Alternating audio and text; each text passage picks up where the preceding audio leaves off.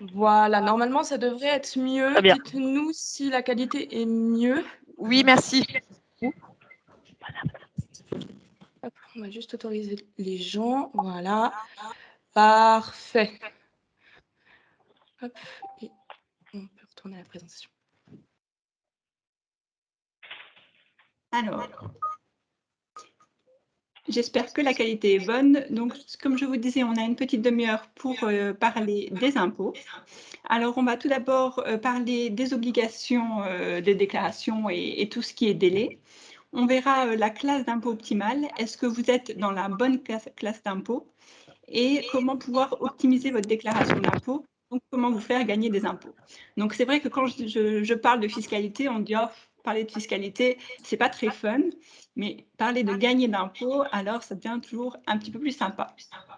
Alors, on entame tout de suite avec les obligations de déclaration. Donc, au Luxembourg, le délai est au 31 mars. Donc, ne vous inquiétez pas pour les retardataires. Il y a une tolérance jusqu'à la fin de l'année pour faire votre déclaration d'impôt. Par contre, si vous étiez en classe d'impôt collective et que vous vouliez une classe d'impôt individuelle, le délai était vraiment au 31 mars pour choisir le mode d'imposition de l'année 2021. Ça, on va y revenir un petit peu plus en détail par la suite. Oui, si vous pouvez juste tous fermer vos micros. Voilà. Donc, le délai en France, une petite parenthèse pour les résidents français et pour les résidents belges. En France, la déclaration française sera rentrée pour le 31 mai en version papier. Et alors, pour la Belgique, ça sera le 30 juin. On a d'autres délais pour les déclarations en ligne. Donc, pour le département 54, on sera au 31 mai. Et pour les départements 55 et 57, on a un délai jusqu'au 8 juin. Ça, c'est pour rentrer vos déclarations en France. Donc, en Belgique, le délai papier sera le 30 juin et la déclaration en ligne sera le 15 juillet, sauf si vous avez un mandataire, vous aurez une possibilité jusqu'au 30 septembre. Donc là, on va s'intéresser plus à comment gagner des impôts au Luxembourg. Donc, pour rappel, on a 3 classes d'impôts principales au Luxembourg. Donc, l'important, c'est de savoir est-ce qu'on est dans la bonne classe d'impôt. Donc, la classe d'impôt 1 est en principe celle sur laquelle on est le plus taxé. C'est celle où on est célibataire sans enfant. Ensuite, on a une classe d'impôt qui est un peu intermédiaire, qui est une classe d'impôt 1A, où on est célibataire avec enfant à charge. Il peut y avoir d'autres catégories. Et on a la classe d'impôt 2, où on va y revenir. C'est les personnes qui sont imposées collectivement ou les personnes qui sont divorcées les 3 années qui suivent le divorce. Donc ça, c'est souvent quelque chose qui n'est pas connu. J'ai encore vu un client il y a une quinzaine de jours où il était en classe d'impôt 1 alors qu'il était divorcé et il pouvait bénéficier de la classe d'impôt 2 et avoir vraiment une économie très importante de son impôt.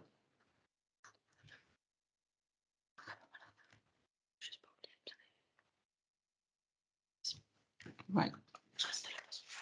Alors, qui a l'obligation de faire une déclaration d'impôt? Donc ça, c'est vraiment ceux qui sont obligés de faire une déclaration d'impôt.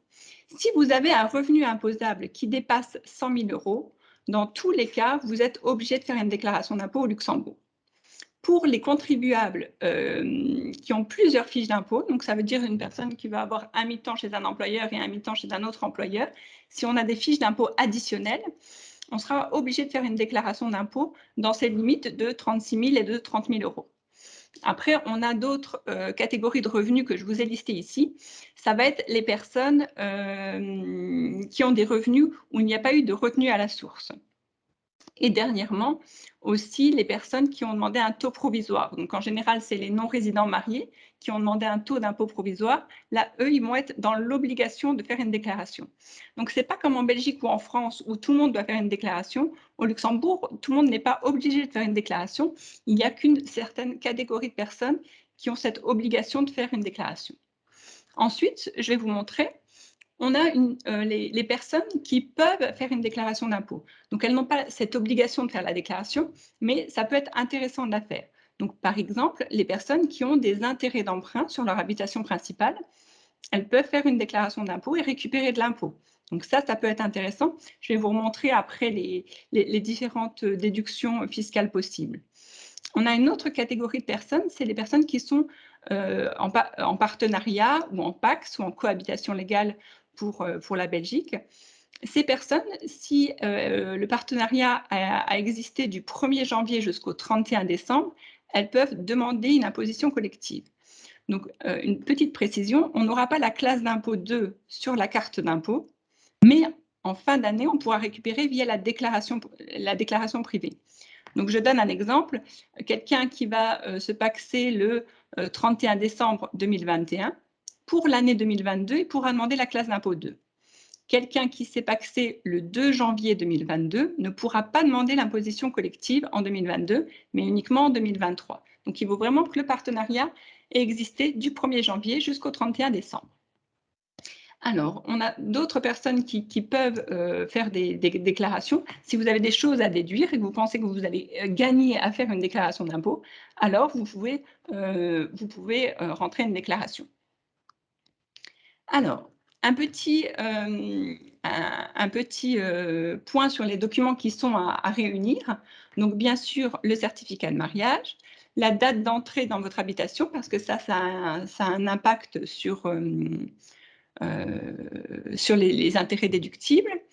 Mettre les enfants à charge, donc s'ils ont plus de 21 ans, il faudra joindre le certificat de scolarité et tous vos certificats, donc ça peut être les assurances, donc la partie responsabilité civile sur votre voiture et votre maison. On peut avoir les intérêts d'emprunt, donc que ça soit sur votre habitation principale ou sur un prêt personnel, tout ça, ça sera déductible. Tout ce qui est cotisation à des mutuelles, à des assurances maladie, tout ça est à joindre parce que ça sera déductible de votre déclaration. On reviendra sur les plafonds tout à l'heure. D'autres documents qui peuvent être et qui sont à mentionner sur votre déclaration, c'est au cas où vous avez reçu des dividendes, des cotisations à des épargnes logement, les cotisations sociales pour les indépendants qui ont été payées en privé, et tout ce qui est dons, frais de garde d'enfants, frais de domesticité, c'est-à-dire les femmes de ménage. Ensuite, si vous avez des revenus locatifs, il faudra faire une petite comptabilité recettes-dépenses. D'un côté, mettre les loyers et de l'autre, mettre toutes les dépenses et aussi un amortissement comptable. Donc voilà, là, c'est vraiment tous les documents qui seront à réunir pour faire votre déclaration. Alors, on va faire un petit point sur la classe d'impôt optimale. Donc, est-ce que vous êtes dans la bonne classe d'impôt? Donc ça peut générer un gain d'impôt qui est non considérable parce que si vous êtes non résident, vous allez arriver au Luxembourg en classe d'impôt 1, donc en classe d'impôt célibataire la plus taxée. Donc, il est important de voir si c'est intéressant et si vous pouvez bénéficier de la classe d'impôt 2. Donc, on va se demander qui peut bénéficier de la classe d'impôt 2. Toutes les personnes qui ont plus de 90% de leurs revenus au Luxembourg. Donc, je vais vous donner un exemple. Pour les non-résidents, il faut qu'ils aient au moins l'un des conjoints qui ait 90% de son imposable au Luxembourg. Il y a une petite exception pour les résidents belges. Eux, il faut uniquement 50% de leur imposable au Luxembourg pour l'un des deux conjoints ou avoir moins de 13 000 € de non imposable au Luxembourg. Donc, on revient un petit peu sur la réforme en 2018. On a eu beaucoup d'articles dans les journaux, on en a beaucoup entendu parler. Si on avait une personne qui était résidente française, qui avait par exemple 50 000 € de revenus imposables au Luxembourg et qui avait des revenus de location importantes, si elle avait 10 000 € de revenus de location en France, alors on n'a pas de souci, on est en dessous des 13 000 €, elle peut toujours avoir cette classe d'impôt 2. Mais si cette personne, avec son imposable de 50 000 €, se retrouve avec des revenus de location de 20 000 €, elle n'est plus dans les 90% d'imposables au Luxembourg et elle est au-dessus du seuil de 13 000 €. Donc, elle va basculer en classe d'impôt 1. C'est pour ça que la réforme de 2018 a eu un impact sur les personnes qui avaient des revenus dans leur pays de résidence. Et ça a eu des impacts sur leur imposition. Un autre exemple, je vous ai mis un petit cas pratique chiffré pour illustrer ça. Là, je vais faire une petite parenthèse sur les non-résidents, mais on va parler aussi des résidents tout à l'heure. Avant la réforme, une personne n'était taxée au Luxembourg que sur son revenu au Luxembourg. Donc, prenons mon exemple. J'ai une personne qui réside en France, par exemple, qui vient travailler au Luxembourg et qui a 55 000 € d'imposables au Luxembourg. Son conjoint travaille en France et gagne 30 000 €. Avant la réforme, bah, c'était chouette. La personne payait des impôts sur 55 000 € d'imposables, comme si son conjoint ne travaillait pas, comme s'il avait un revenu à zéro. Donc, dans le cas de figure, il payait 4 000 € d'impôts, il avait un taux d'impôt à 7 %. Donc oui, c'était chouette. Mais depuis 2018, au Luxembourg, ils ont uniformisé, comme en Belgique et comme en France, le taux d'imposition global. Donc, je vous rassure, on n'est pas taxé 2 fois. J'entends beaucoup de personnes qui nous disent « Oh, maintenant, le Luxembourg est plus intéressant, on est taxé des deux côtés. » Non, on prend donc les 55 000 € auxquels on rajoute les 30 000 € en France. On a le droit à un abattement conjoint de 4 500 €. Après, il peut y avoir d'autres déductions aussi. Et on se retrouve avec un imposable à 80 500 €. Donc, on ne va pas payer 10 000 € d'impôt, mais on va calculer le taux d'imposition global qui est à 13,5 %. Et ce montant de 13,5 %, on va l'appliquer sur les 55 000 € du Luxembourg. Donc là, dans ce cas de figure, ce ménage-là va payer maintenant 7 500 € d'impôt. Donc oui, c'est vrai, la réforme a eu un impact négatif sur les non-résidents qui étaient en couple mixte, un qui travaillait au Luxembourg et l'autre qui travaillait dans son pays de résidence. Avant la réforme, la personne payait 4 100 € d'impôt. Avec cette réforme, elle paye 7 500 € d'impôt. Mais si le contribuable ne fait rien et laisse une classe d'impôt 1, il va payer 11 000 € d'impôt. Donc, d'où l'intérêt de regarder si on est dans la bonne classe d'impôt. Est-ce qu'on doit être en classe d'impôt 1 ou est-ce qu'on doit être en classe d'impôt 2? Ça veut dire demander une imposition collective. Et ça peut vraiment varier suivant les cas de figure, et c'est des calculs qui sont à faire. Donc, vu que la réforme n'était pas très, très bien expliquée, et que aux impôts, quand vous envoyez votre déclaration, ils nous disent bah, « nous, on n'est pas conseiller fiscal, on ne va pas vous dire si c'est plus intéressant d'être en imposition seule ou d'être en imposition collective. C'est à vous bah, de vous renseigner pour voir si vous êtes dans la bonne classe d'impôt. » Donc, on a mis en place un simulateur gratuit que vous retrouvez sur notre site internet. Donc, c'est nos informaticiens qui ont mis ça en place. Alors, c'est très, très simple. En 3-4 clics, c'est une petite application où vous rentrez vos revenus, vous rentrez les revenus de votre conjoint, et ça vous donne le différentiel si vous demandez la classe d'impôt 1, si vous demandez la classe d'impôt 2, donc les impôts dans les deux cas de figure, et aussi est-ce que vous êtes éligible, donc comme on parlait, les 13 000 € de revenus, les 90 ou les 50 %, est-ce que vous êtes éligible pour la classe d'impôt 2? Donc ça, c'est un simulateur qui est gratuit et qui est anonyme, donc vous pouvez, je vous laisse prendre la photo du slide si vous avez besoin, et vous pouvez aller sur le site internet, consulter et faire un petit peu vos calculs. Après, bien sûr, on reste à votre disposition pour faire vos déclarations privées si vous avez des questions, mais là, c'est au moins un outil qui est gratuit, que vous pouvez partager. Si vous êtes aux ressources humaines ou dirigeant d'une société, vous pouvez partager ça à tous vos salariés. Comme ça reste dans votre conseil. Donc, c'est vrai qu'en tant qu'employeur ou en tant que salarié, vous recevez une carte d'impôt et des fois, vous ne savez pas si vous êtes dans la bonne classe d'impôt. Donc ça vous permet de faire le calcul vous-même et aussi de vous donner une estimation de votre taux d'impôt. Parce que souvent, le taux d'impôt qui est sur votre carte d'impôt est un taux provisoire et on a parfois la mauvaise surprise, une fois qu'on reçoit l'imposition, d'avoir une régularisation importante. Alors des fois, c'est des remboursements d'impôts, mais c'est souvent des suppléments d'impôts. Donc c'est très intéressant de savoir si on est dans la bonne classe d'impôt et si on a le bon taux d'impôt sur sa carte d'impôt. J'espère que tout est clair. Je continue sur la suite de la présentation. Alors, quelles sont les déductions possibles?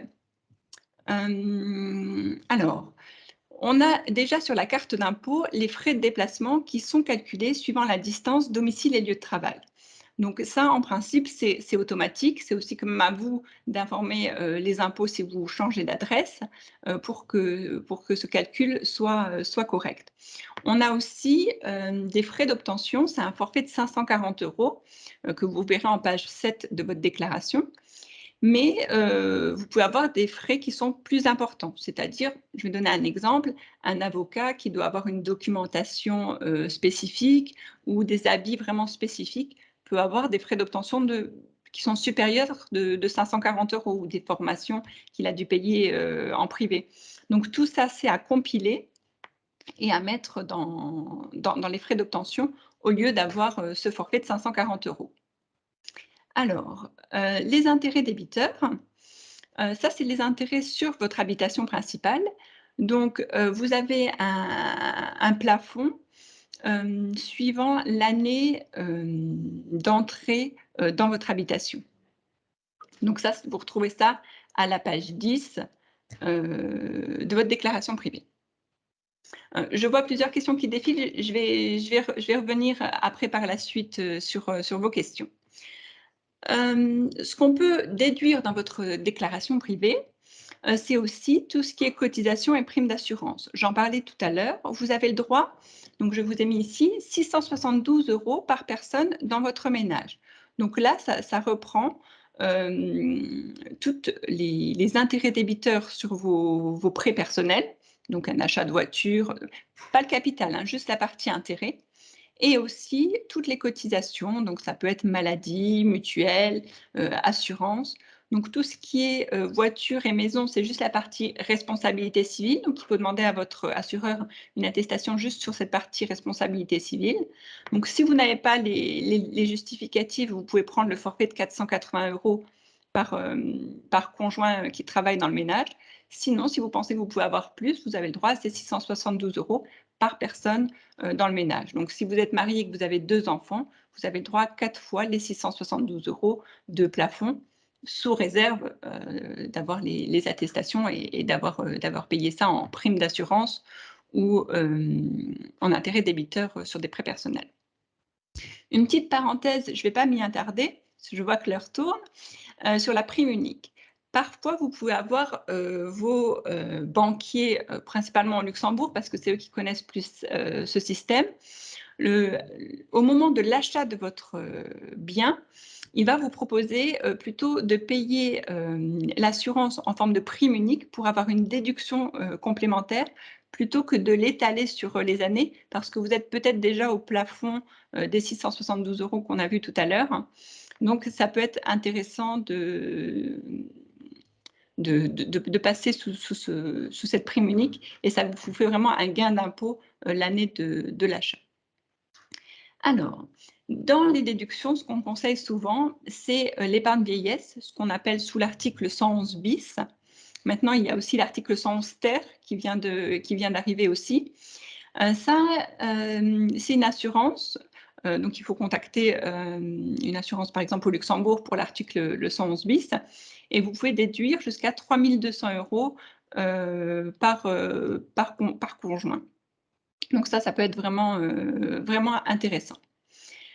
Pour le régime complémentaire de pension, donc là, c'est plutôt des choses qui sont mises en place par les entreprises pour leurs salariés. Il y a une cotisation personnelle qui peut être déduite jusqu'à hauteur de 1 200 €. Donc tous ces éléments sont à renseigner dans votre déclaration privée. On a aussi quelque chose qui peut être très intéressant, c'est de cotiser à une caisse d'épargne logement. Donc l'argent est bloqué pendant 10 ans et après les 10 ans, vous pouvez récupérer les montants qui sont placés et alors ça vous fait gagner de l'impôt. Je donne un exemple. Si vous placez par exemple 1 000 € et que votre taux d'imposition est de 20 %, ben, vous allez gagner 200 € d'impôt à chaque fois. Donc là, il y a des nouveaux plafonds maintenant pour le montant, pour les caisses d'épargne logement. Après, tout ce qui est dons, vous pouvez les déduire. Donc là aussi, une petite précision pour les dons, vous pouvez les déduire aussi bien au Luxembourg, même si vous les avez déjà déduits en France ou en Belgique ou en Allemagne. Alors, les charges extraordinaires, ça, c'est des frais que vous pouvez aussi déduire dans votre déclaration privée. Ce sont des charges, alors pour vous donner un exemple, vous avez divorcé cette année et vous avez des frais, importants d'avocat. Alors ça, on peut déduire, l'année, de la dépense. Alors il y a un abattement, il y a un petit tableau qui est un petit peu compliqué, je ne vais pas revenir vraiment dans le détail. Mais si par exemple, vous êtes en classe d'impôt 2 et vous avez 2 enfants, un revenu de 30 000 €, il y a 4 de votre, pardon, si je dis 2 enfants, il y a 2 de votre revenu imposable qui n'est pas déductible, mais toutes les sommes au-dessus, seront déductibles. Donc ça peut être vraiment des charges, spécifiques sur une année, comme par exemple, des frais d'avocat. Alors, dans les charges extraordinaires, il y a aussi autre chose. Ça va être, les frais de domesticité, donc ça veut dire, les femmes de ménage. Les Le jardinage, ça ne fonctionne pas au Luxembourg, mais c'est vraiment les frais de femmes de ménage ou les frais de garde d'enfants. Là, vous pouvez déduire avec un maximum de 5 400 € de dépenses, par an. Donc là, c'est pareil, si vous avez des titres-services, Sodexo par exemple ou autres, même si vous les avez déduits en Belgique ou en France, vous pouvez les déduire aussi, au Luxembourg. Donc ça, c'est à rentrer dans votre déclaration. Et vous pouvez aussi avoir un abattement pour les enfants, qui n'étaient pas à votre charge, c'est-à-dire domiciliés chez vous. Vous pouvez aussi avoir un abattement de 4 020 € par enfant, et par an. Donc ça, c'est toutes des petites déductions qui, mis bout à bout, ben voilà, vont vous faire gagner de l'impôt. Alors, je vous ai fait un petit récap, des différents, gains d'impôt. Parce que voilà, là, on a vu pas mal de choses. Vous avez donc les intérêts d'emprunt, donc ça, c'est vraiment très intéressant, de les rentrer sur votre déclaration. Les assurances et prêts personnels, donc on a vu les 672 € par personne dans votre foyer. Tout ce qui est prime unique et charges extraordinaires, donc ça, il faut bien, mentionner dans votre déclaration. L'épargne vieillesse, donc l'article 111 bis, on a vu les plafonds là de 3 200 € par personne, pour le contribuable et une fois pour son conjoint. Les pensions complémentaires, l'épargne logement, donc c'est ce qu'on appelle les Wüstenrot par exemple. On n'en a pas parlé dans cette présentation parce que je vois que l'heure tourne. On pourra en reparler sur une autre formation. Faire de l'investissement immobilier, c'est-à-dire que, on a les loyers qui payent un emprunt et ça nous fait, aussi soit un déficit fiscal, donc baisser notre taux d'impôt, soit déclarer un petit peu, de revenus en plus, mais pas le montant intégral du loyer. Donc ça, c'est vraiment des choses qu'on conseille, lors de l'établissement des déclarations privées. Et finalement, la classe d'impôt, savoir si on est dans la bonne classe d'impôt, c'est toujours bien de se renseigner. Donc que je rappelle, les personnes qui sont en partenariat, très intéressant de faire une déclaration, commune. Comme je vous dis, vous pouvez aller regarder sur notre site, voir si ça vaut la peine, mais en général, ça vaut la peine. Est-ce que vous êtes dans la bonne classe d'impôt? C'est-à-dire si vous êtes célibataire avec enfant à charge, est-ce que vous êtes bien en classe d'impôt 1A? Et pour les personnes qui sont divorcées, bien regarder si vous êtes en classe d'impôt 2, uniquement sur votre revenu, les 3 années qui suivent le divorce. Donc je dis toujours après le divorce, c'est 3 années un petit peu bonus. Alors, voilà, je ne prône pas le divorce, mais c'est 3 années un petit peu bonus, après le divorce, où vous êtes taxé en classe d'impôt 2, mais uniquement sur votre revenu. Donc ça peut être vraiment intéressant. Et aussi, quand vous avez un changement de situation, regardez si vous êtes dans le bon taux d'impôt. Donc ça veut dire que vous avez eu une prime importante ou vous étiez à 4/5, vous êtes passé à temps plein ou l'inverse. Regardez si vous avez pensé à ajuster votre taux. Et ça se fait par rapport au modèle 166 que vous retrouvez sur le site des impôts. Donc la déclaration d'impôt, c'est bien le modèle 100. Changer son taux d'impôt, c'est le modèle 166, pardon. Et pour les revenus de location, le modèle 190. Et tous ces formulaires sont en ligne sur le site des impôts. Et aussi, pensez donc à votre classe d'impôt en cas de changement de situation. Et par exemple, si vous avez toujours une classe d'impôt 2 avec un taux, par exemple, de 10% et que vous passez à la retraite et que vous allez vous retrouver dans une carrière mixte, c'est-à-dire, par exemple, je donne un exemple, hein, vous allez avoir 1 000 € d'impôt au Luxembourg. Vous êtes résident français, vous allez avoir peut-être 100 € de pension en France, et votre conjointe va par exemple avoir 2000 € de pension en France. Est-ce que c'est intéressant de garder mon taux d'impôt de 10%? Non, c'est peut-être plus intéressant de demander l'imposition seule et de demander la classe d'impôt 1 que sur les 1000 € de pension par mois au Luxembourg. Donc, c'est vraiment très intéressant de se dire, est-ce que je paierai moins d'impôts en classe d'impôt 1, suivant le barème, ou est-ce qu'il vaut mieux que je rentre tous mes revenus et que je demande l'imposition collective? Je vous ai mis aussi sur ce récap le rappel que la déduction au Luxembourg est possible, même si les frais ont été déduits dans le pays de résidence pour les non-résidents luxembourgeois. OK.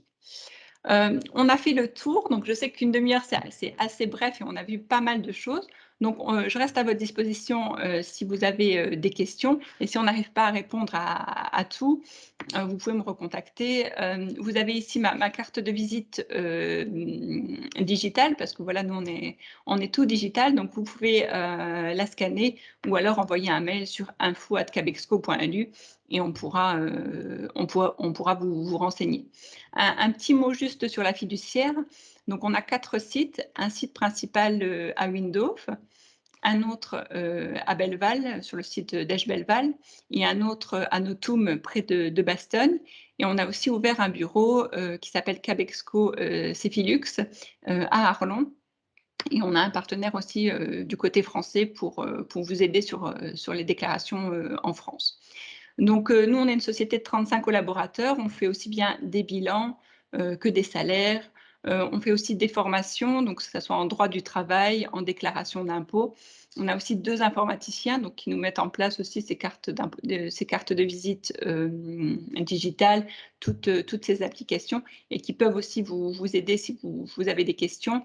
Et on a aussi une secrétaire itinérante qui se déplace dans les sociétés pour les aider au passage du digital, ou si vous avez une secrétaire qui est absente. Donc j'espère que la formation a été claire. On a eu des petits soucis techniques au début, mais voilà, vous étiez vraiment très nombreux, donc ça fait vraiment plaisir. Et j'espère surtout que vous êtes incollables maintenant pour vos déclarations d'impôts. Et puis, bon courage, il faut se mettre au formulaire et puis y aller. Je libère ceux qui doivent reprendre le travail à 13h, et je vais faire je vais regarder un petit peu vos questions pour voir si je peux répondre un petit peu à vos cas un petit peu spécifiques.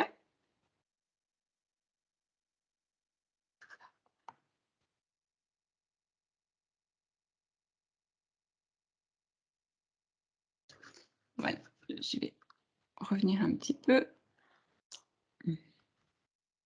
N'hésitez pas à nous rejoindre en tant que client ou en tant que collaborateur, on sera ravis. Alors, j'ai une question sur les frais de déplacement, comment on peut le prouver? Alors, il vous faut une attestation de votre commune ou de votre mairie qui atteste de votre adresse, et c'est ce document-là que vous pouvez envoyer par mail aux impôts. Vous avez sur votre carte d'impôt le nom de votre bureau d'imposition avec l'adresse mail. Donc moi, je conseille toujours de donner une copie de votre carte d'impôt.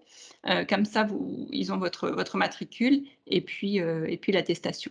Donc soit le demander en cours d'année aux impôts via votre carte d'impôt, ou alors via votre déclaration d'impôt. J'avais une sur les revenus qui sont supérieurs à 13 000 €. Donc en fait, on va regarder les revenus étrangers s'ils sont supérieurs à 13 000 €. Donc pour expliquer, si vous avez des revenus de location, ça ne sera pas par exemple 13 000 € de loyer, mais ça sera les loyers une fois que vous avez enlevé toutes les dépenses qui sont éligibles. Tout à fait, mais pardon, sur le modèle… On peut les déduire, il faut vraiment voir ce que c'est comme plan de pension. En général, si c'est de la 111 bis, c'est noté dessus que c'est déductible sous forme d'article 111 bis. Excusez-moi. Pour les enfants qui ne font pas vous partie m'entendez? du ménage… Alors voilà, il faut voir, est-ce que c'est des enfants qui sont à charge de votre conjoint et pour lesquels vous versez des rentes alimentaires, ou si vous avez des enfants qui travaillent eux-mêmes, alors eux, ils devront faire leur propre déclaration. Les assurances véhicules, donc qui sont déductibles en page 14, et c'est pas toute l'assurance du véhicule, c'est que la partie responsabilité civile. Les intérêts d'emprunt, donc si vous avez eu des intérêts d'emprunt sur votre habitation, elles sont déductibles. Il y a des plafonds, mais qui sont quand même assez élevés. Si vous avez une bonification d'intérêt, alors il faudra déduire la bonification d'intérêt qui a été versée par votre employeur.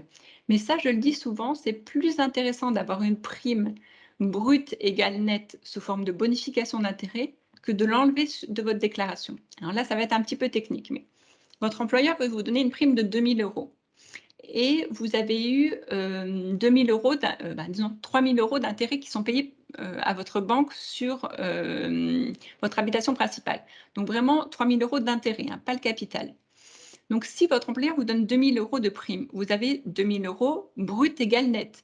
Vous gagnez les cotisations sociales et vous gagnez l'impôt. Et il vous reste encore 1 000 € que vous pourrez déduire dans votre déclaration privée. Si vous n'acceptez pas cette bonification d'impôt via votre salaire et que vous prenez uniquement les 2 000 € en prime, vous allez avoir un net beaucoup plus bas sur votre fiche de paie. Et en plus, si par exemple vous êtes non-résident, ça va juste faire diminuer votre taux d'impôt. Ça ne va pas faire diminuer votre imposable luxembourgeois. Donc c'est vraiment plus intéressant d'avoir cette bonification d'intérêt. Et en plus, des fois, on peut utiliser sur les 2 tableaux. Donc, il vaut mieux privilégier la bonification d'intérêt. Là, on a parlé aujourd'hui de l'optimisation des déclarations privées. On n'a pas parlé de l'optimisation de la paye, qui peut être un autre sujet par la suite. Le cabinet en France, je peux vous donner les coordonnées, vous me faites un petit mail, je vous donnerai les coordonnées de la personne qui s'en occupe. Les attestations de présence à la formation, il faut nous faire un mail sur info@cabexco.lu et ça on vous enverra. Donc les assurances sur les véhicules sont déductibles, donc je disais en page 14, mais que la partie responsabilité civile. Voilà, vous pouvez nous contacter si vous avez des voilà.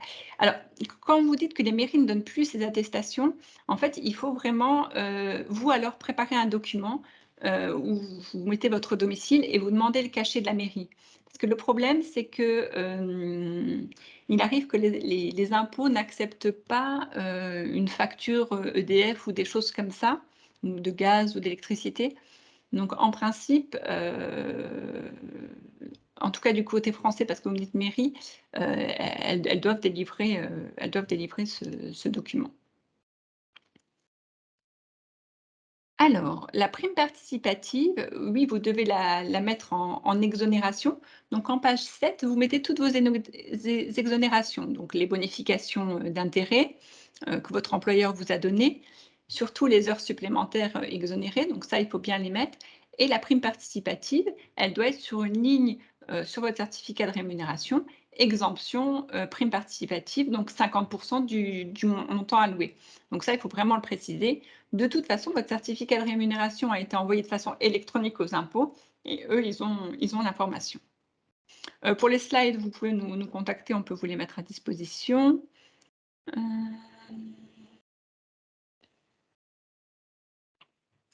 Alors, on me demande si on fait un achat pour mettre en location, les intérêts d'emprunt sont déductibles même s'il n'y a pas de loyer. Mais on ne peut pas faire un amortissement comptable du bien pour l'instant, mais les intérêts d'emprunt sont déductibles.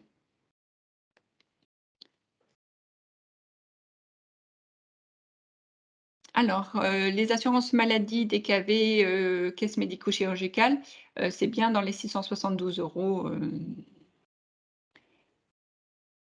Alors sur la déclaration modèle 100, ça sera en page 14 dans les assurances. Alors, comment le Luxembourg est-il informé des dividendes perçus à l'étranger? Il arrive que, aux impôts, on vous demande la copie de votre, imposition française ou de votre extrait de rôle au Luxembourg. Donc après, vous ne pouvez pas faire de fausses déclarations. Si vous demandez une imposition collective, il faut déclarer tous vos revenus, donc même les revenus, à l'étranger. 13 000 € de revenus.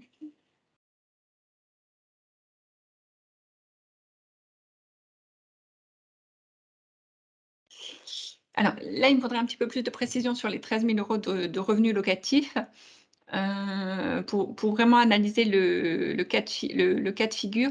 Mais comme je vous dis, c'est pas 13 000 € de loyer, il faut enlever déjà toutes vos dépenses, et regarder s'il reste tout de même 90 de vos revenus qui sont de source, luxembourgeoise. Là, il y aura pas de souci. Alors, on nous parle de délai. Alors, c'est pour ça que je vous dis que c'est très intéressant, il faut faire attention à être dans les bonnes classes d'impôt parce que l'administration a 5 ans pour vous imposer. Donc vous, vous devrez payer dans un délai de 1 mois, mais eux, ils ont 5 ans pour vous imposer.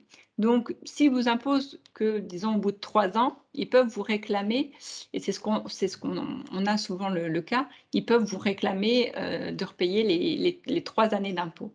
Donc je donne un exemple, si vous n'avez pas répondu au courrier qui vous a été adressé pour les non-résidents au mois d'octobre 2017, où ils vous demandaient de valider votre taux, eux, on dit, bah, par exemple, votre taux d'impôt, il est à 7 On ne connaît pas les revenus de votre conjoint, donc votre taux d'impôt est à 7 Si vous n'avez pas dit, bah non, mon conjoint, il travaille et voilà ce qu'il gagne, puis il y a le formulaire, le modèle 166 dont je vous parlais tout à l'heure, et ben, ils ont continué à vous imposer tout le temps sur 7 Vous avez eu des indices, vous avez eu des augmentations de salaire, des primes, et vous êtes toujours à 7 Alors oui, c'est chouette, mais le jour où ils vont faire votre imposition, et là, on a encore des clients qui arrivent encore aujourd'hui avec des impositions, bah, ils se retrouvent avec 3 000 € de supplément et s'il y a 3 ou 4 années qui sont, si on a 3 années qui sont imposées en même temps, bah, 3 000 € fois 3, bah, ça fait 9 000 € à payer dans un délai d'1 mois.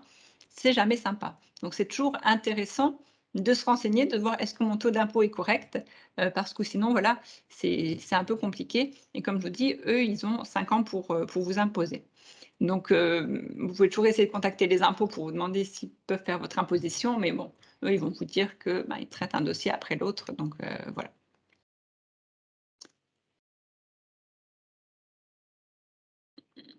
Non, les frais de déplacement, c'est vraiment, un calcul entre, votre lieu de domicile et votre lieu de travail, hein. L'optimisation des salaires, alors là, je ne vais pas en reparler parce que sinon on est reparti pour une demi-heure. Mais comme, disait Élodie tout à l'heure, si ça vous intéresse, on peut le présenter dans un autre sujet, comment optimiser les fiches de paye et voilà, avoir le plus de cash pour le salarié et le moins de coûts employeurs. Ça, c'est possible de le faire, via un webinar ou, si vous avez besoin d'une formation, on fait des formations sur une demi-journée ou sur une journée. Ou un audit social. Mmh. Alors,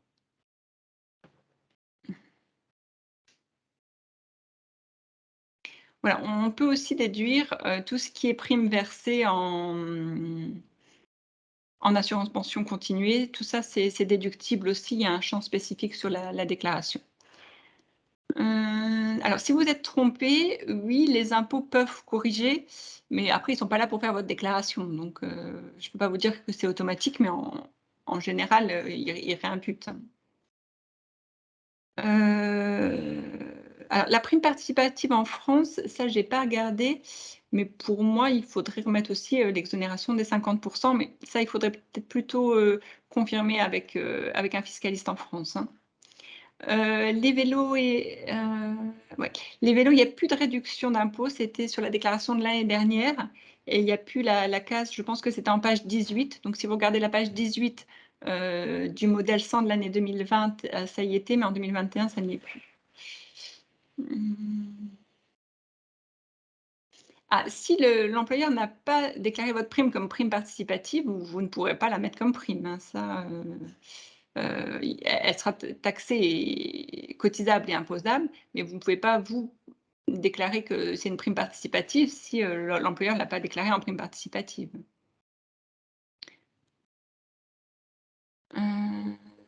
Alors, les plus-values d'actions, je ne vais pas rentrer là-dedans, mais vous pourrez me recontacter pour en discuter. Je pense qu'on a fait le tour.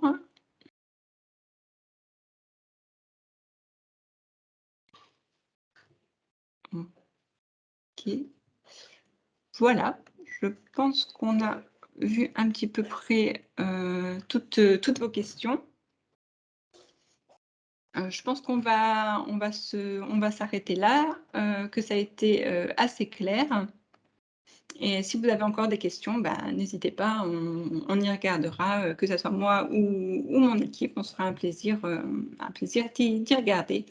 Et puis je vous laisse, bonne journée à tous et puis merci d'avoir été aussi nombreux. Au revoir.